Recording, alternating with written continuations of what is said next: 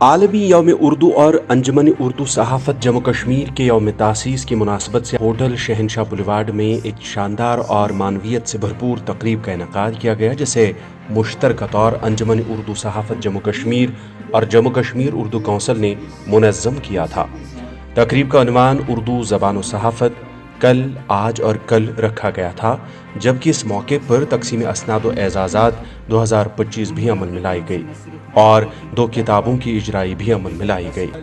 تقریب میں اردو زبان و ادب اور صحافت کے متعلق مختلف پہلوؤں پر نامور ادیبوں، صحافیوں اور دانشوروں نے اپنے خیالات کا اظہار کیا۔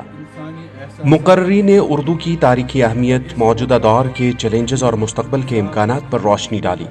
ادب و صحافت میں نمایاں خدمات انجام دینے والی شخصیات کو خصوصی ایوارڈز پیش کیے گئے۔ اس موقع کی سب سے اہم اور قابل ذکر پیشکش سینئر صحافی، قلمکار اور سماجی شخصیت امداد ساکی کو لائف ٹائم اچیومنٹ ایوارڈ کا عطا کیا جانا رہا، جسے حاضرین نے بھرپور تالیوں سے سراہا۔ تقریب کی صدارت جسٹس ریٹائرڈ بشیر احمد کرمانی نے کی، جبکہ معروف صحافی یوسف جمیل، وحشی سعید، ایڈوکیٹ AR ہانجورہ، سید ملک اور ریاض مسرور صدارتی نشست پر جلوہ افروز رہے۔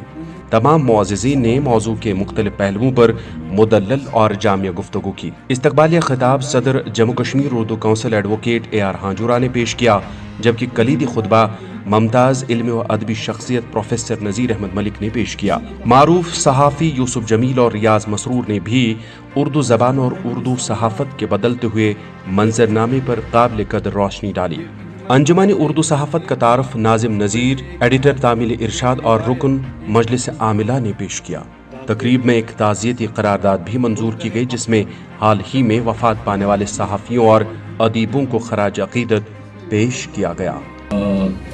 جب صحافت کی کل، آج اور مستقبل کی ہم بات کریں گے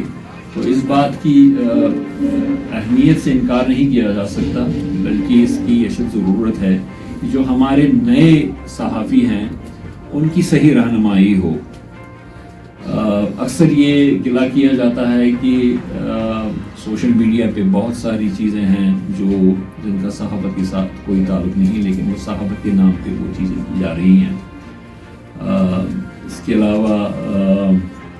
جو نئی پود ہے صحافیوں کی، جو یہاں کے جو انسٹیٹیوشنز ہیں جہاں پہ صحافت کا مضمون پڑھایا جاتا ہے، مخصوص طور پہ MERC ہے یا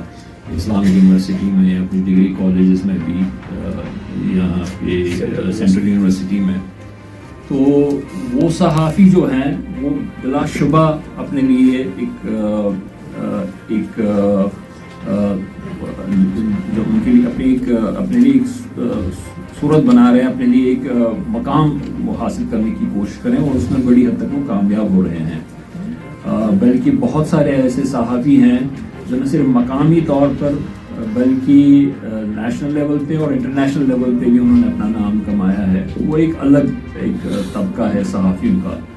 دوسرے صحافی ہیں جن کو جو سوشل میڈیا تک ان کی جو سرگرمیاں ہیں وہ محدود ہیں۔ تو میری یہ ذاتی رائے ہے، میں اس کا پہلے بھی اظہار کر چکا ہوں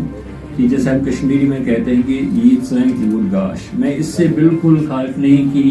ان ایسے صحافیوں کی تعداد بڑھ رہی ہے، لیکن بلکہ میں اس سے تھوڑا فکر مند ہوں